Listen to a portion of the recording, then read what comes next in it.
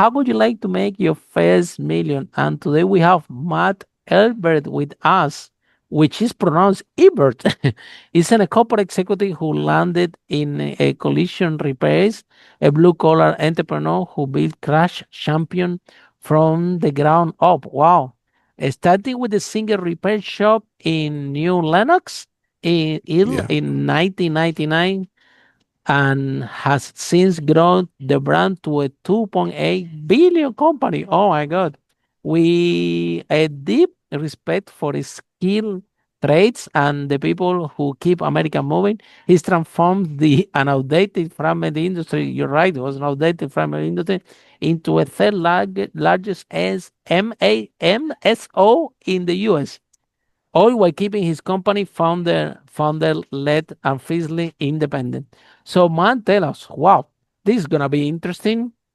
Tell us a five step how to make the first million, if you remember, because you're far ahead.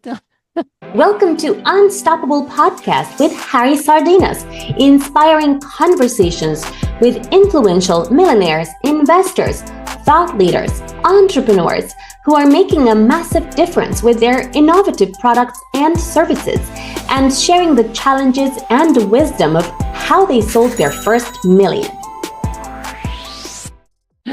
Yeah, that was a little bit ago, but I did, being You need aware to that you mention. had asked me for five things, I did jot down five things that I thought are key for all of us, which is good. Um, you know, should I just rattle them off, the five that I jotted down? Absolutely. What are the five things you remember back in the day when you started? Yeah. What Yeah, are the five steps that make yeah, that business to go from 0 to 1 million? Yeah.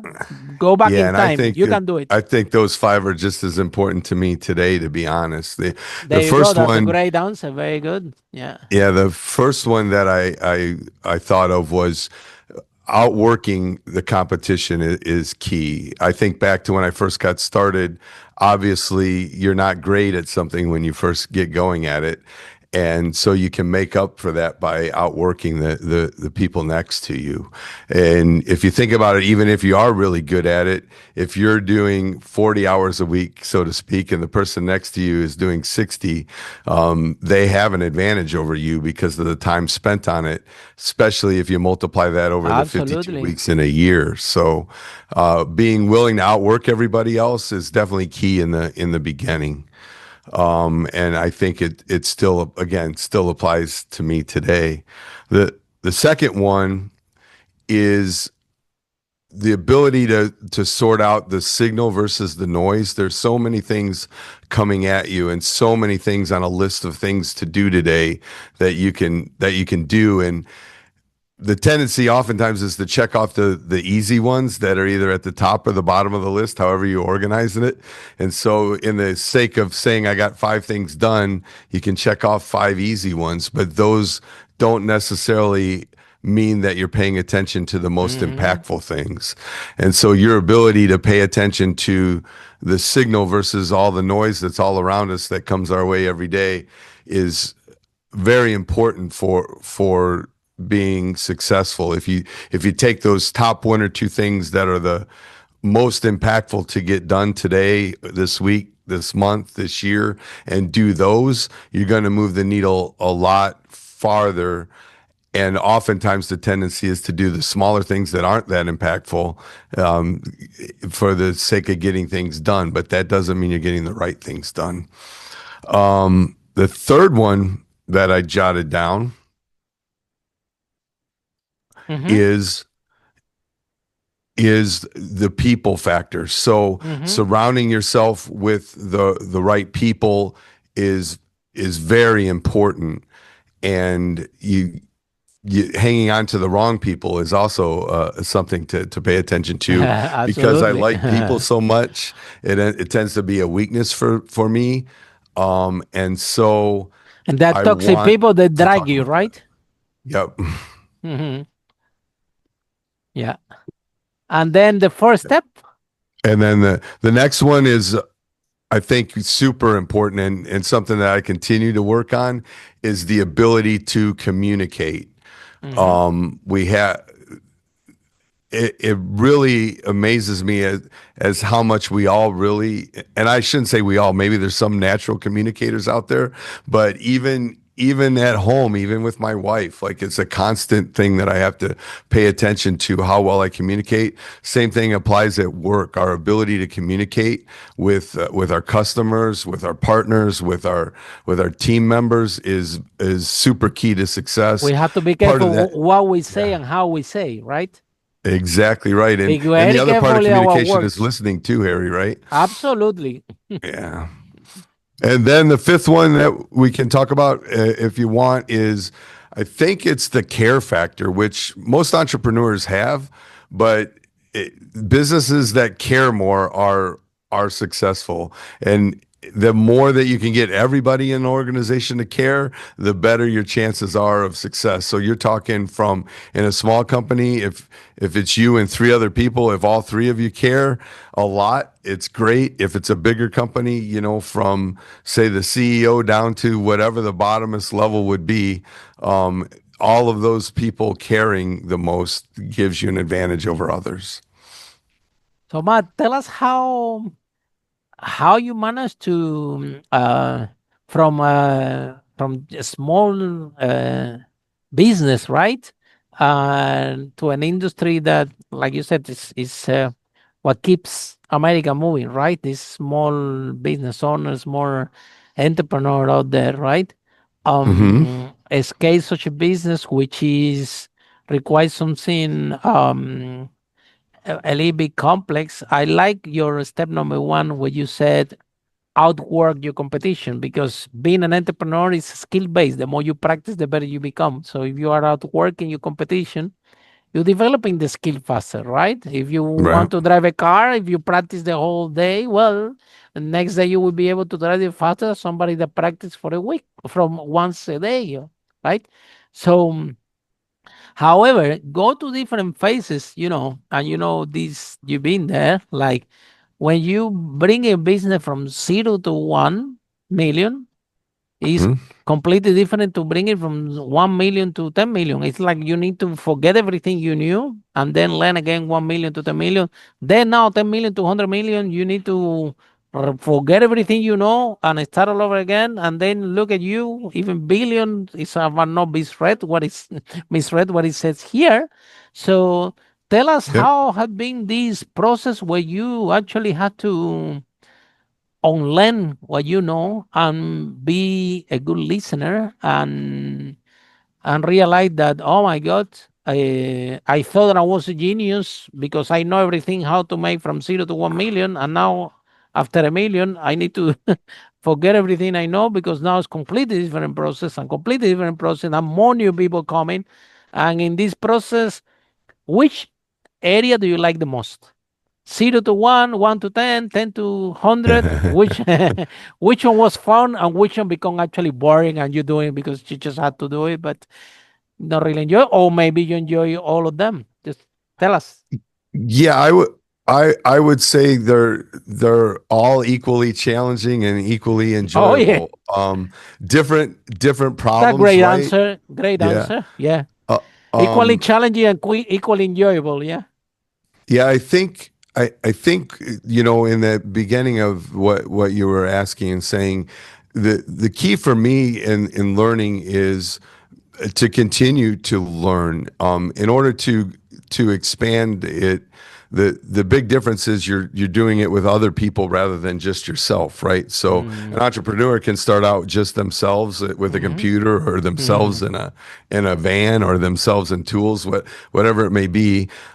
But as that business grows, you've got to become more of a leader. And to me, that's an ever evolving thing.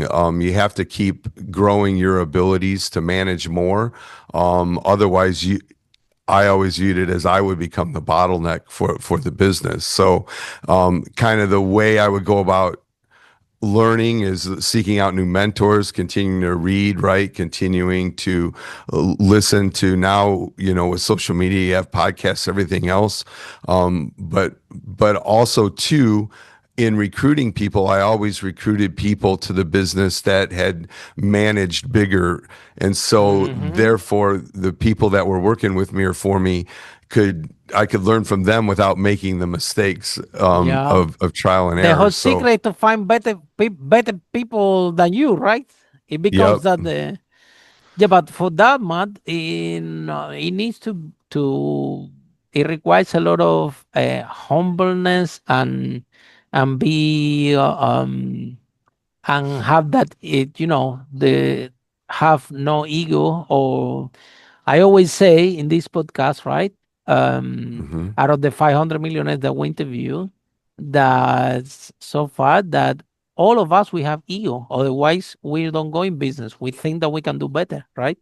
So let's start from the foundation that all entrepreneurs have ego. However, Yep. the more you grow, the more you go from 0 to 1, 1 to 10, and the more you advance, you have to let go that ego and become more compassion and more understandable. So, how was this process for you, where you had to realize? Because at the beginning, we all go in business, we don't know what we're doing, and we think that we're a big deal. Yeah, Mhm. especially me. I started, I'm the big deal here. I'm making money. This is my business. My first business was in property, so this thing, it was selling millions, and I thought it was a big deal. And I realized very soon that if I don't surrender that ego, and by the way, I'm not a big deal. I didn't know anything I was doing, Yeah. and you start to surrender, and you start to bring people to organization that they're better than you. What you do, this is when the real magic happen. When the business grow, and also when they set you free, you can actually focus in the only thing that you can do, which is the strategy, the big idea. So tell us when you realize that, Matt, that of course you don't have this issue, otherwise you won't have the success that you have. But what was the moment that you said, you know what, I need to let that go. I'm not a big deal. This ego need to get out Hmm. of the way. Yeah, interesting you said that because it's true. All of it, even those who aren't entrepreneurs, everybody has an ego, right? There you go. Um, Yeah, exactly. Yeah, as the entrepreneur, we have just bigger. So Yep. The, it's worse I to let it go. I Yeah. I agree. The thing is though, honestly, is nobody's great at everything. And Hmm. so number one, like you're going to find people better than you at things that you're not great at. So finding people that are better than you at the things that you're not great at allows you to concentrate on the things Hmm. that you are and feel that you're really great at, or also that you like doing things that you don't like doing. You tend to try to Hmm. even if you're an entrepreneur, you tend to avoid the things that you don't particularly like. So bring in great people to do those things is one way. And then the other thing too is But if you're then, Matt, you going never to felt scale. threatened by these people, right? You never well felt, or tell us a little bit more. Well, yeah, so no, that's important because the great thing about being an entrepreneur, if you're the founder or owner of the company, you're not really worried about your job. You're not going to fire yourself. Absolutely. So Absolutely. there So, is that what's the point? advantage. Very good.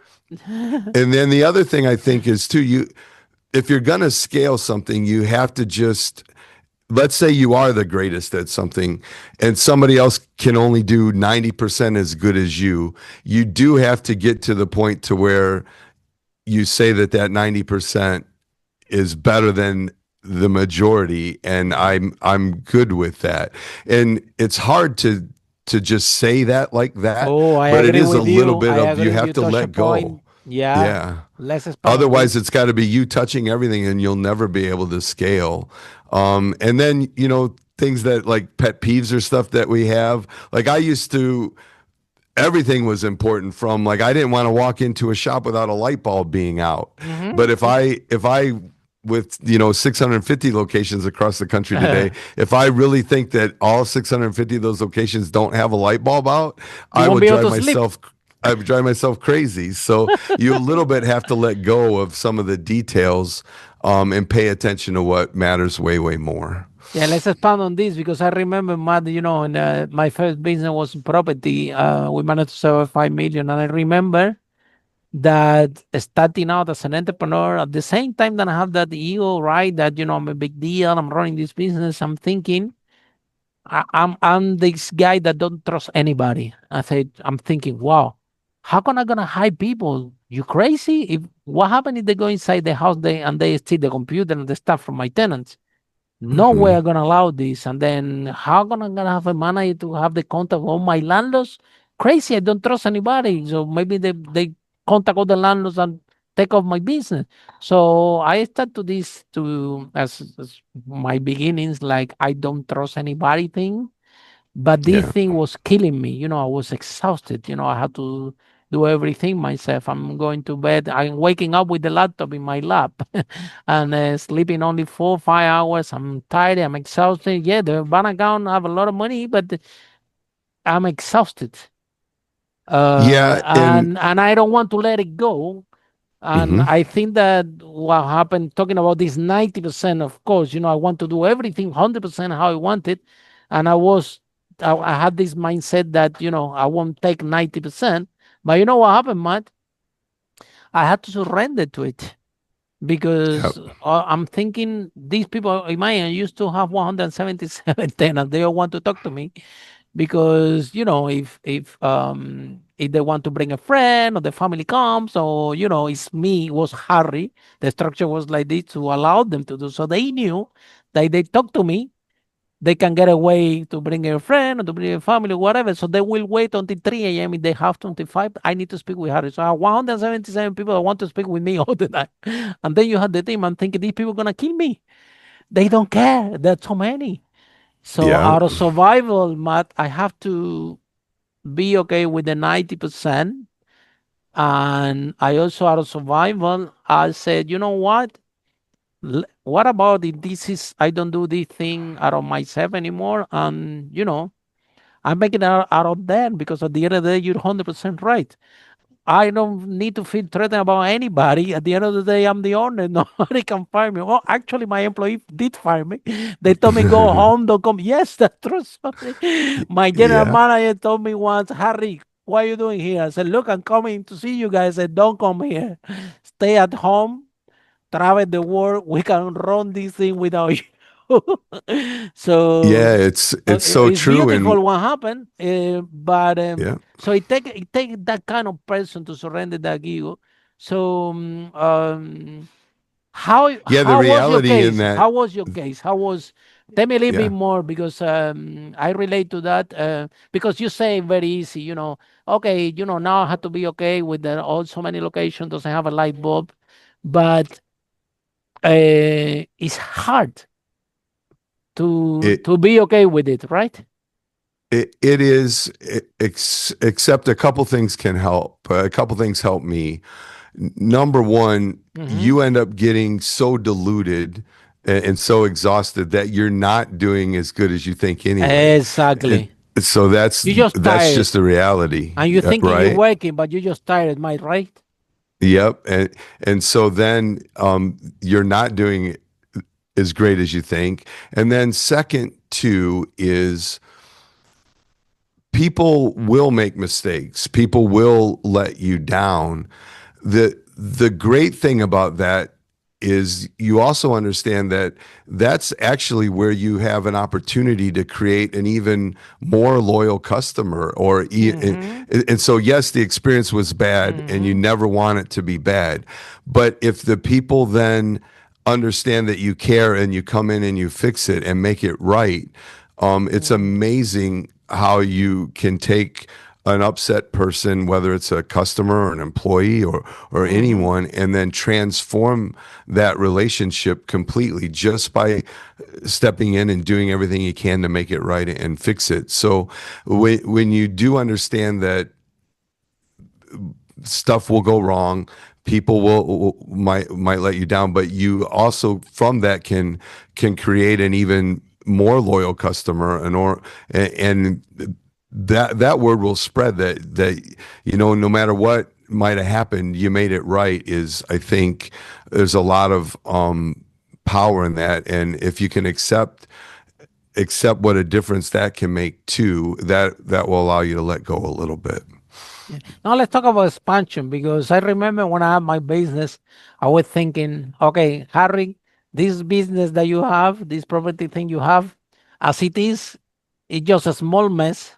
So if you expand it, what you're gonna expand is a big mess. So before Hmm. expansion, I tried a few things and still I have challenge in expanding. I expanding too fast, so I have a little bit of cash flow issues. There were moments that I'm thinking I'm going into the office and I have like 10 pounds. It was in London, 10 pound in my bank account, and all these 177 tenants and all the office and all the employees.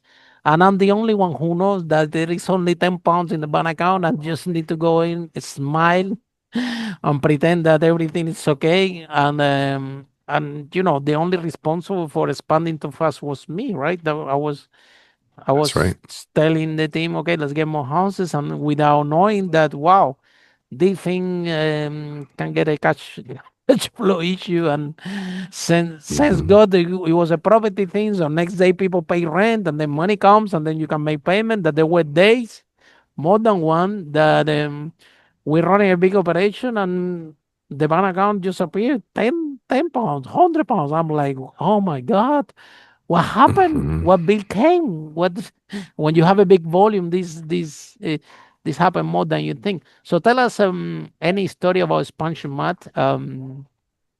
How was the Yeah, biggest challenge and how you overcome that challenge? the cash flow I think is always a concern for. I mean, by definition, an entrepreneur is willing to take on more risk than others, and so any entrepreneur that doesn't come from money. I came from nothing, and so there was Mm-hmm. always for me the cash flow stretch, and I tended Mm-hmm. to push it far. As I got bigger, what I needed to learn is, you know, I had to learn to model like down case scenarios and Mm-hmm. learn to think through, well, what is plan B if plan A isn't working, and what does it look like? Whereas early days I didn't know those skills yet, so it really was a scramble, and Mm-hmm. sometimes borrow from Peter to pay Paul. Um, Really, when I started expanding, you know, this is a real scenario in the first five shops. You had the first one that was making money. You had one that was losing money, Oh another yeah. one that was breaking even, and another I, one that was losing money. And so basically net everything was kind of even. I was scared to death of opening number five, because if number five wasn't making mhm. money right away, it could bring the whole thing down. And so And now you're working that's more, Matt. Yeah, you're working more. yeah. That's happened to me as well with the houses. I'm Yeah. like, I have seven houses. Say, okay, let me expand. And then I expanded to 14 houses. And I'm like, how come I'm making the same money and I'm working more? It turns out that I thought that, okay, my problems will duplicate. They don't duplicate, because now if you have seven houses, I just have my tenants people that I can call out, and they did. But if I have 14 houses, I need two people in a van 24 by 7. And Hmm. now what I thought that is gonna be duplicated, and the problems combined. If you have seven houses, you have the problem of these seven houses. If you have 14 houses, you have seven, the problem of these seven, the other problem of these seven, plus the other problem that these two together generate, that nobody count on this until you need to hire an accountant, you need to move on, because now the accounts are bigger, and things like this. So tell us what happened there, because this I've been there, so I know what you feel. Like you are Hmm. like five, you think I'm expanding, and then you sit at home and say, look, I'm working more. How is it possible? I supposed to be making five times the money. So how you overcome the challenge, Matt? Yeah, I think that took a long time. My business didn't take off for a long time. So there was, 2 decades of work going into, and one Mm-hmm. thing Mm-hmm. personally for me Doesn't is happen overnight, right? not at all. And one thing that I did do that helped is I didn't ever take money out of the business of any significance. I wasn't out trying to buy a big new toy or live You never have anything extravagantly. anyway, you're right? Yeah. So I It's mean not that that you did help really a need lot it. in If that I you never wasn't have trying. a Ferrari, you don't want to buy a Ferrari, right? Yep. Yep, exactly. So for me not strapping the business and taking a lot out personally I was very always wise. always helped it. Where understanding some might not be in a position to do that, but I was able to, keep life pretty simple outside of the business.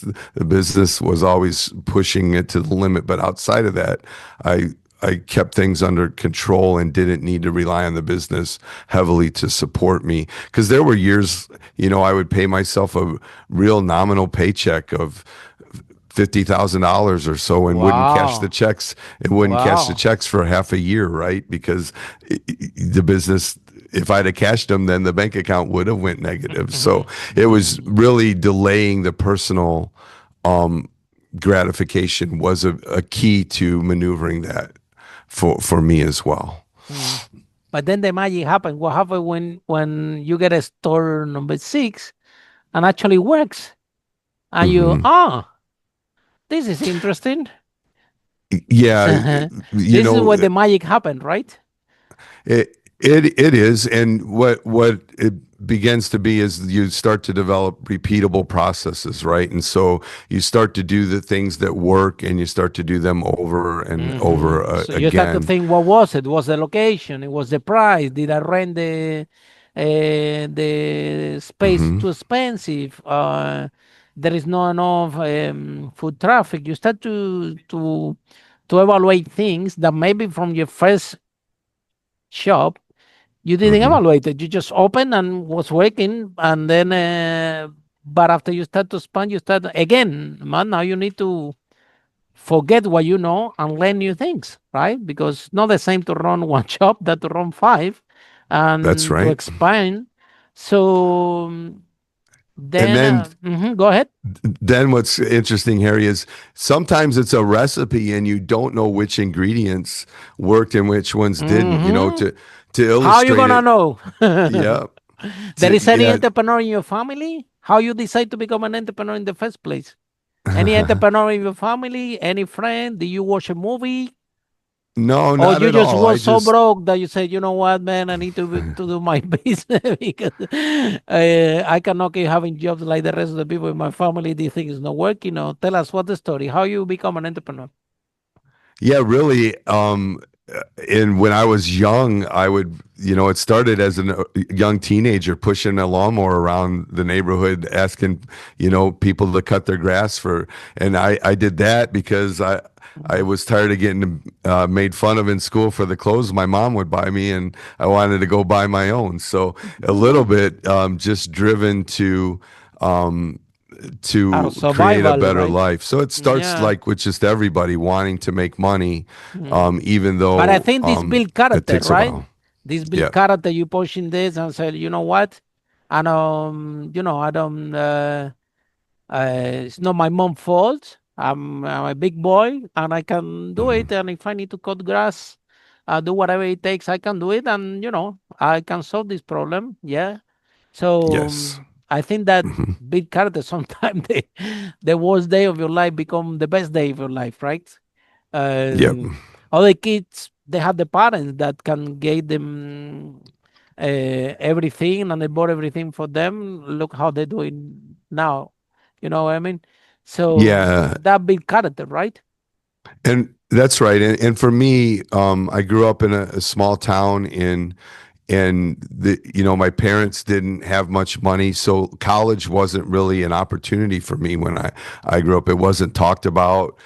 Quote unquote career planning wasn't talked about. So, just as a young boy looking at what would I do when I grow up, I really didn't know what I would do.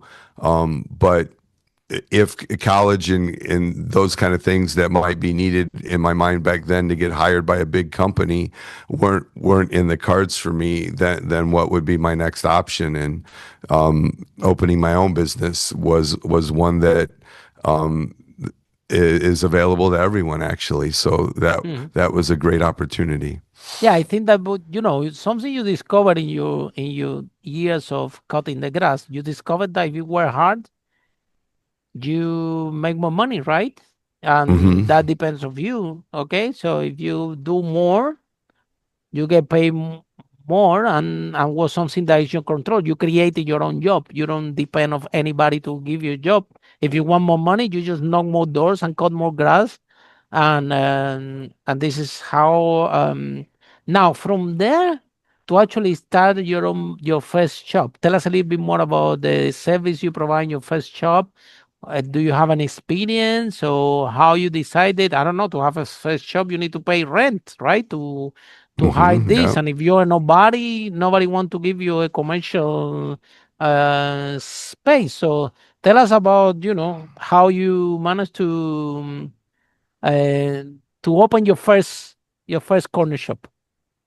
Yeah. So I wrecked my car when I was 16, and I knew a gentleman that was a auto body technician, and he was willing to teach me. I went to him and asked him to teach me how to fix my car because I wrecked it and needed to know how to fix it. And he worked at night in the garage behind his house. So I went there. He showed me what to do to fix my car, and I started helping him fix other cars in that garage behind his house while I was still going to Mm-hmm. high school, Mm-hmm. and then got a job with him right after high school to do auto body repair work. Again still wanted to own my own business, but I didn't at that time have the confidence that I would know how to get customers to come to me as Mm-hmm. a body shop. So I started looking for other things, and I searched franchises and things like those, and Mm-hmm. I opened a Subway franchise. I cash advanced You, $100,000 on you, credit you cards you open a to Subway open a franchise. That Subway. was the Yeah, first in my thing you early did. 20s. Oh Yeah, my! With 20 years old. Wow, that's in my very early 20s. impressive. Yeah. If I tell you what I was doing in my early 20s, I was drinking and chasing girls. Yeah. And we have Um, billions like you now, if I was but doing what you were doing back then. but those didn't work My out so goodness. well for me, Well, Harry. I So can tell. they didn't do so we good. don't, So I yeah, ended but up you going learn to, about franchise something. yeah, I did. There's all the out of the failures is when you get the biggest lesson. So tell us, what lesson do you learn about the subway, which is actually very Well, impressive with 20 years yeah, old. I had one location that wasn't making money and then made the mistake thinking two locations would solve that problem. Ended up with four locations with that same scenario I faced in the body shops where one made money, um, two two broke even and one lost money, and so I kind of was spinning my wheels there. Mhm. I also learned that probably that business wasn't gonna make a lot of money ever unless you got to hundreds of stores or something, and I Mhm. didn't really love it that Mhm. much. I didn't like the Mhm. business. Mhm. Where I really enjoyed the collision repair business, the seeing the work of our hands and seeing us transform a car that's wrecked Mhm. into a beautiful car again is really rewarding. It's helping people. So it's an industry, and I grew up in a time where I couldn't wait to drive a car, couldn't wait to fix a car. Mhm. Like I Mhm. always thought cars were kind of cool. So it's an industry that I actually loved versus one that I really didn't like. And I went to Mhm. manage a body shop for a gentleman because I needed to go get a job because my subways weren't making money. Mhm. And You have four subways. yeah, I had four of them, had managers in them, and then went and got a job managing somebody else's body shop. And he kind of talked me into open a body shop together with him rather than continuing to try to do the subway thing. And so ended up selling those subways then and opening up a body shop with that gentleman. He was my partner for 20 Again, years. retail. Again, Yeah. retail, right? Yep. Oh wow! And then, So so then you for managed to have few locations in the body shop. Yeah, just the one. I was the minor partner with him for Mhm. 15 years Oh before he was wow! ready to retire and sell. We Mm. couldn't scale it because he had a few locations and he didn't want to grow the business anymore. Mm-hmm. And so because of, our arrangement, I couldn't really do it until he was ready to retire. So once he finally gave me a number, and we were able to work a deal to buy him out of it, that's when I started to scale after that. So 15 Oh. years in before I started to scale it. Mm. So which one do you scale? The car collision or the body shop? Yeah, auto body shop is collision repair. So yeah. Mm. So that's once I bought him out, we then expanded pretty quickly, So how got many up locations to you have before expansion? just the half a body shop for 15 years. Then I owned the one and then grew it Ah, grew it as quick as I could. half a body shop for Yeah, 15 years. yeah, yep. And Wow. then started to scale after that. Grew it to what became 11 locations 5 years later, and then took on Where a were private this equity, location? Where? all in Illinois, in the state of Illinois in the U.S. around Chicago. And But then now in in these 11 2000, locations, sorry, Matt, when you brought this yep. 11 location, Hmm. you brought your software experience into it. Yeah, you learn You lessons knew. there, Oh yeah. all of it. Yeah, You yep. sometimes Steve Jobs always said that you never know how you can join the dots. Yeah, because I bet that when you spun to your second, third location, you remember this subway experience. So you knew a lot about foot traffic, Hmm. location, price of the premises. I mean, if you had to pay rent, you knew more than the ordinary person that is trying to spam, right? Yeah, I had enough failures that I learned from, I guess is what you're saying, right? Yep. Absolutely, you bringing a lot of knowledge to this expansion that people think that you're expanding like everybody else and need to learn from the mistake, but nobody knew that those mistakes you already made them when you were 20 years old and you knew exactly what you were doing. But then, from 11 locations to Illinois to now more. How many locations you have now? You said 460? 650 Oh today. my God. So I Yes. get they're all over US, right? So Hmm. tell us, Lee, uh, now we are talking about, again, not from 0 to 1 million, not even 1 million to 10 million, around 11 locations. Now we're looking for 10 million to 100 million, right? Now a Yeah. lot of system process. Now Hmm. you need to bring a CEO that probably studying Harvard, and you are like, oh my God, what I need to tell this guy what to do, and and all these people with all these universities, and so tell us about this process because it's a lot of people change. Now you have to. The other thing is that one, right? You have one location 15 years when you are operating this, but now you have 11 locations, and now you're going for the whole country, and now you have to become a leader because and you didn't sign up for this. You signed up to have a business, to sell your product, to make money. Now, after you have 10, 11 locations, now you have to become a leader yourself. A lot of people come to ask me, Harry, I need more lead in my organization. We're telling you, you want more lead in your organization, you have to become a leader yourself. Right? Hmm. I said, well, I need more leader. Yeah. Well, you have to become a leader yourself. I said, what's that? Well, let's start from that. So, Matt, you didn't sign up to become a leader.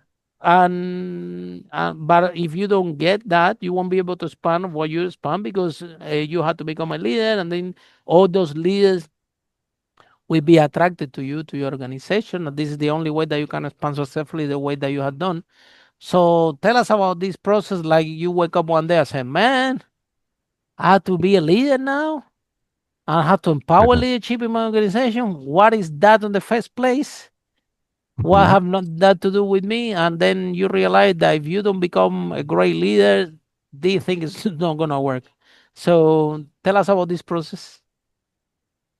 Yeah. So, you know, I was always learning and reading. Even though I didn't go to college, I looked for other ways to learn and to seek out mentors. So the leadership thing is something that I spent a lot of years learning Hmm. about and Takes time, right? improving my skills there. Yeah. Mhm. And then as far as for the business, honestly, it started out expanding to protect the business. It wasn't necessarily a well thought out, hey, I want to become X number of shops one day. It started out as just go from one to two, two to three. Hmm. And then it becomes a little bit Organically. of, yeah, and then it becomes where you want to create more opportunity. So the good team members that you have, they want to continue to grow. Hmm. And if you don't continue to grow the business, they're going to have to Leave. go elsewhere. Yeah, So and you want it, to keep them, right? Because they're and so you want to amazing. keep them. And then a And little then you bit of a get to the key. point, Matt, that you are with your team. Guys, what do you want? What do you want? No, we want 400. Okay, do it. you know. You need the team on board for sure. But also the business it's a very fragmented industry that was consolidating. And Oh wow. so what I saw was other companies growing big and them taking more and more of the business. And so a little bit of it was survival, where you kind of find out where the industry is heading, what the people want, what the customers want, what the insurance partners that are paying the bills want. And it was all leading toward a national footprint where it could be Hmm. a more consistent product and things like that across the country. And so it was recognizing where things were headed and what the customer tomorrow was going to want, and then deciding that that's where the business needed to go in order to survive. And so it started out Because you with need to just go recognizing head where to things were head with the going. big players, right? Yep. Yeah. Okay, so how it is battle? Because the big players they don't have 11 stores. They have millions to get rid of you very easy. Yeah, So so I what took on happened? a What happened? How you took those big boys? How you face adversity? Because I'm sure that when they felt the pressure, yeah, because sometimes you have 11 stores and this okay, man, it's fine, don't worry about it.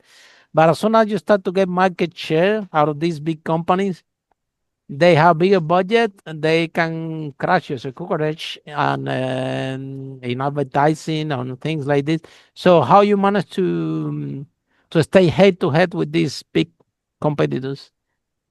Yeah, so I took on an investment in 2019 from a Oh private wow, equity very wise, company. very Yeah. wise.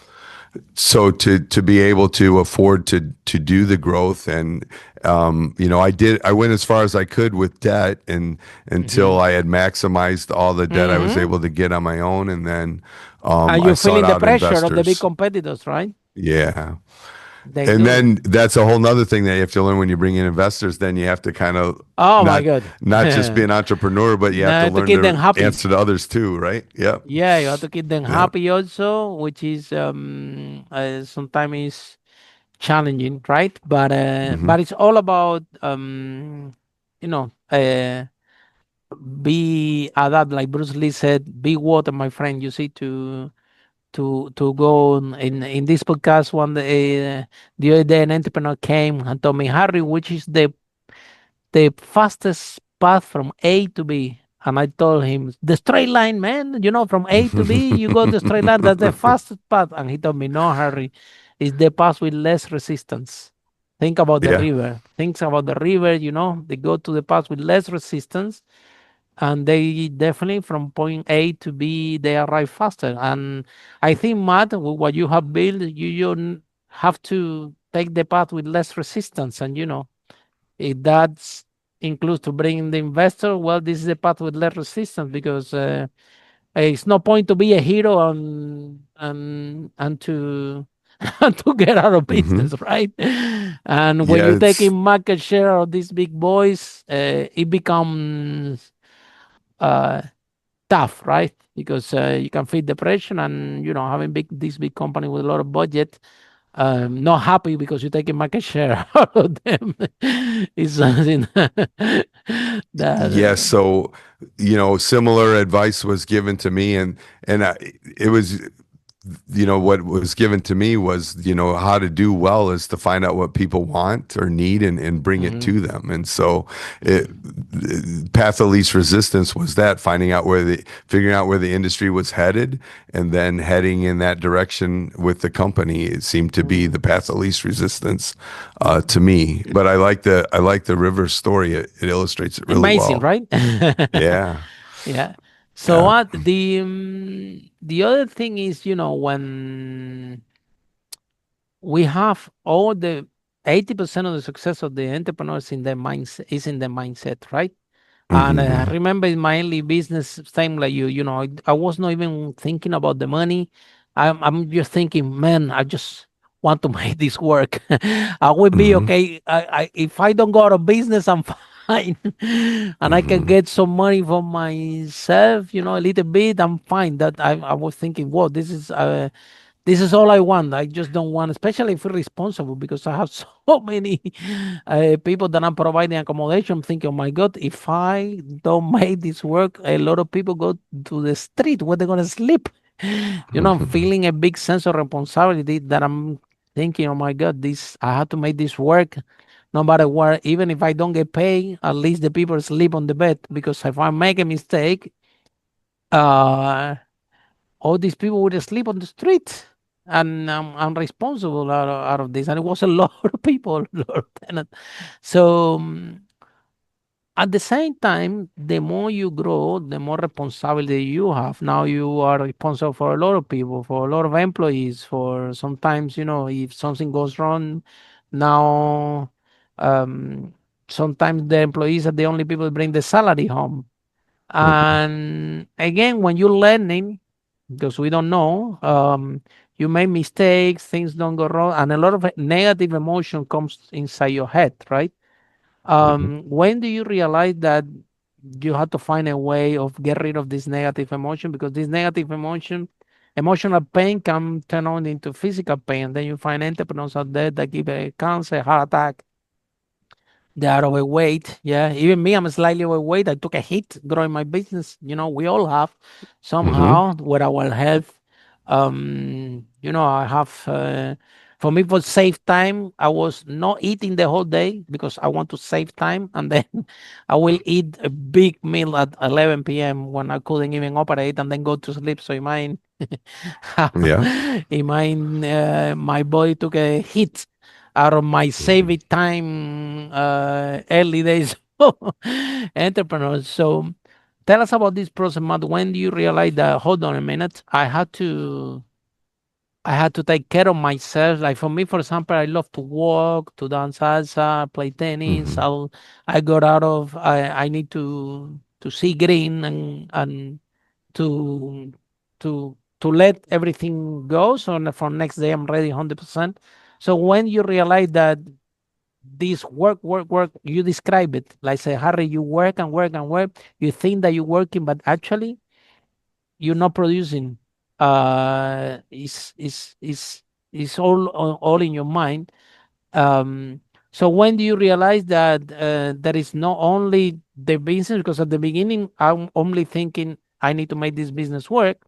But with time, I realized, well, I have to make this business work, but I have to make sure Mhm. that don't give me a heart attack on the process and things like this, right? Yeah.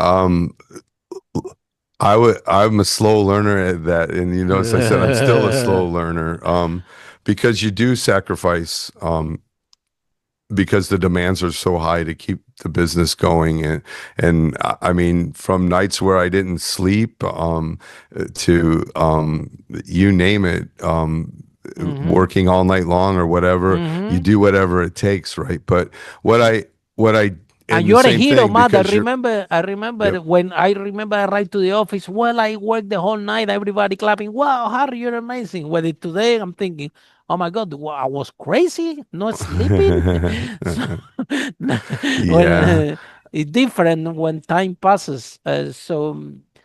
And so the problem that for me and the same thing, like I would write no time to eat, so you're going through a Mm, McDonald's drive-through or whatever, so you're just not eating right, yeah, you're not exercising. But you I feel did. tired, and then next day. Yep. you have to deal with all the problems, and then you have less time, and when it goes a year, you are exhausted, right? Eating well, yeah. And something that clicked for me is I did do a leadership training once, a Hmm. couple years back, and part of that program was that you have to take care of yourself so that you can take care of others. Very good. And what clicked for me in there now, again, they're taking care of themselves. It they brought in coaches and vegan diets and things like that were encouraged, as well as exercise. And I knew that I wasn't gonna be a vegan, but it You learn literally something. that week you were, because y'all went to dinner and everybody's looking at each other seeing who was going to order something besides the Mm. salad. Oh my God. Um but what I did realize though is I always viewed it as like, I can eat bad now. I can, when I'm ready, I can start exercising and eat better. And in a couple months, I'll be in good shape again. And then years and years go by of that. What kind of clicked for me is I'd be way better off doing something. And so, for example, on the diet part, I wasn't going to be a vegan, but I could order a steak and the Mm. vegetables, and I could eat a lot more of the vegetables and a little less of the steak. And if I do that 100 times over the course of a year, I've done a lot for heading in the right direction. And you're doing So it for it the clicked to me. business. You're doing it for the Yeah. business because you need to know I have to stay healthy Hmm. because if I'm healthy, I can operate this business in the best of my ability, right? That's right. A lot of But what discipline. clicked for me is, Harry, it didn't have to be all or nothing, because Yeah. I very much operated with like, I'm not going to do that until I can do it all correctly right. And Hmm. I It doesn't just work, right? accepted that Yeah, for me doing also. something is better than the all or nothing Yeah, yeah, yeah, for me also, right? progress. You see, and I used to be exactly as you described, 24/7 on the business, eating, it was no priority for me to the point Hmm. that in London, it was on the corner of my street, two restaurants, one Chinese, one Indian, okay? And I Hmm. just will call that restaurant and I will say I'm Harry, and that's it. They have They the knew what you number. wanted, huh? No, they have the number 41, 42. They keep the record because I order food every day anyway. I don't have Yeah. time to cook. I don't have time to go to supermarket. I don't have time to do anything because I'm busy with my business. So they knew that if I ordered one day Chinese, the 40, and I call Harry again, they wrote in the restaurant, okay, Harry, last time he ordered, he ate 40, so now 41. So I was Hmm. getting whatever, not looking if it's healthy, if not healthy. I was say, I don't care. The next thing, I was thinking, well, at least I don't eat the same, right? So I said, you You're guys just move the menu rotating it, around. huh? Yeah, just All rotate right. it. If I say, I didn't have time to explain what I want to eat. I Okay. was so Yep. tired and I was so busy in the business that I said, oh, guys, this is how I'm going to go. I'm going to tell you, Harry, you send me a food. Don't care. If it's spicy, if it's not spicy, vegetable, whatever, just rotate it and that's it. So I'm So thinking it back did start to now. click for you, right? It started to No, click for you to back change now I'm things too, thinking, oh right? my God, what a crazy. I thank God that I was young. Hmm. All the unhealthy food and the time of eating and things like this. I'm thinking I don't even know how I survive Hmm. with this lifestyle. But I'm glad, Matt, that at least you went to that course. And yeah, of course, we're not gonna become vegan, but we at least we are aware that okay, hold on a minute, we need to because what was the point to have all this business, to have all this growth if we're gonna give us a heart attack, right? That's right. So and can't happen if we don't eat healthy, if we don't eat the times, if we don't at least walk around. We have story of entrepreneurs, that without knowing this, and also we have to do it for the business because if we are healthy, or at least if we are, eating the best we can and having the time of sleep. I'm doing something lately amazing. I'm going to bed early, which is something that a big improvement in my life. Where when you're an entrepreneur, that's a good thing. You go to bed whatever time you want because at the end of the day, you're your own boss. And Hmm. I was in this rally for a long time, going to bed 3 a.m., watching Netflix, and waking up 11 a.m. And it's amazing, but it's not healthy. So I discovered now I'm going Right. to bed early, 10 o'clock, and it's amazing. By 6, 5 a.m., I'm awake, Yeah. fully ready to produce, so clear without no alarm clock. I don't understand what happened. I said, look, before waking up at 11, I'm so sleepy. I'm tired. And now I'm going to bed early. And at 5, 6, I don't need alarm clock. 5 a.m. I'm like 100%. Uh, so few things discovered in Matt, and because that's the other thing. When you own your own business and you fill your own calendar, it's very easy to become undisciplined. Very easy to say, okay, you know what? Let me watch movies, or let me. I'm on. For example, I have day off Mondays, right? This is my new invention. Not my new invention. I've been doing it for a long time. Uh-huh. I I decided Mondays is off. It's amazing because there is no queue anywhere, right? You go to a restaurant, there's no people. If you go to cinema, so and Mondays everybody's so stressed out that I don't want to have this energy around me. So I don't work on Mondays. I've been doing this for a long time, and Oh, that's great for you. I haven't it's got to that amazing. point yet, but that's awesome. If you try it, it's amazing. But I think you're running that's you're running a big operation. Eventually, Yeah. you will get there if you if you propose it. Yeah, you have to let that go. Say, okay, you know what, Monday everything will be fine. You see. But at the end of the day, Matt, I'm really happy to have this interview with you. You actually made my day. I think you're fantastic, right? Which Oh, I is appreciate proves that. You as well. Thank you. which is proof that there is a book of Freud Kiyosaki that say why students A work for student C. Okay, so you and I mean, I was a student C. I was not the brightest one in my classroom, right? But Hmm. somehow we make it through and we turn out okay, because entrepreneurs, like say, there is a gene, there is something that we have within ourselves that when this spark, and look at you now, you're responsible to creating a job for so many people, yeah, and running a big operation. So very proud of you, what you have done. So last, what message do you have for our young people listening now, having hard time? They're facing economic challenge in their households, and they're listening to this Hmm. podcast and say, wow, if he can do it, I can do it too. And, I can start cutting some grass like Matt did when I was my age, 18 years old. And look at him now with so many locations all over the country, and turning over billions, right? Hmm. So if you can do it, they can do it too. So what message do you have, especially this DNA that everybody want to have an Instagram, a mobile phone, and they want to make money easy? Is it really easy to make money, Matt? It wasn't for me, but my superpower is that persistence and resilience and the Mm-hmm. not give up, Mm-hmm. because I Mm-hmm. wasn't I wasn't naturally gifted at anything, and Mm-hmm. so Mm-hmm. that was kind of a blessing because I learned that if I stuck with something, I could get better at it, and if I Mm-hmm. stuck with something long enough, I could get Mm-hmm. even better than that at it and good at it. And Mm-hmm. so that sticking with as long as it's a good plan, sticking with it works. And so And work hard. yeah, Yes. don't give up and be easily discouraged. And Mm-hmm. I also spent a lot of time wishing I could get rid of the struggle, and then I learned that the struggle is where the opportunity really lies, because if that's the problem that I'm facing, it's the problem that others are facing. And if you can solve it, that's where all the opportunity in the world is. And so I learned over decades of this now that embracing the struggle is where the real opportunity lies, whereas I spent way too much time trying to avoid the struggle. and Mm-hmm. and now I understand that the struggle never really goes away, No. to some degree, unless you stop trying to accomplish things, Yeah. right?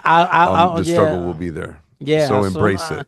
as long as you're in business, it's coming. The other day, my brother called me. He has a warehouse. He He import and export furniture and decoration product from Indonesia with big warehouse, and this is in Spain, full of all this decoration, a lot of money inside this warehouse. And he called me the other day and told me, Harry, you won't believe what happened. I said, what happened? He said, have you seen the news? I said, no, I didn't see the news. I said, look, it was a fire Oh no. 9 miles away from the warehouse, and guess what happened? The wind blew Brought up it there, huh? 9 miles, and he told me, and the fire literally reached 200 meters away from our warehouse. Oh, so it didn't get it They though. didn't Huh, get it he was just for spared from 200 it. meters. Just for 200 Wow. meters. Imagine a fire 9 miles away. The wind Wow. blew, and then it got, and he told me even worse. I took the car and went there, and when I arrived there, I find out the fire brigade has surrounded everything, so I couldn't get inside the warehouse to get anything. So, man, that was really scary. My brother told me, and you know what I told him? I said, look, my friend, Yeah. all you need to be for this to happen to you is to be in business. If you are in Yep. business, if you're not in business, but if you're in business, crazy Thing, things can things that happen. happen. Can happen, and you have to deal with it, and you have to. So exactly, you said you're trying to think when the straw is gonna finish. Well, unfortunately, until you are in business, it will be there in different forms, but the challenge will be there, the competition, everything. But this is who we are. This is the fun, right? This is what keep us awake That's right. on the first place. You don't know how to do anything. We don't know how to do anything. We make ourselves literally unemployable. So we Yep. better we better keep the business alive so we can have a job for ourselves. That's right. Okay. Thank you so much, Matt. So if somebody want to find out more about you, how people can find you, how this process work, tell us the name Sure. of your company, how people can be a Sure. So client. the Crash Champions is the name of the company. So crashchampions.com. You can reach me on any social media platforms at Matt Ebert CC is the handle. So you can find me on all the platforms again at Matt Ebert CC. Thank you so much, Matt. And with that, see you guys in our next episode of Unstoppable. How brave entrepreneurs like Matt break that wall and achieve the first million. Bye for now. Follow us for more interviews with world's most influential, audacious entrepreneurs that overcame challenges and adversity, providing you with the blueprint of how they sold their first million so you can grow your business exponentially.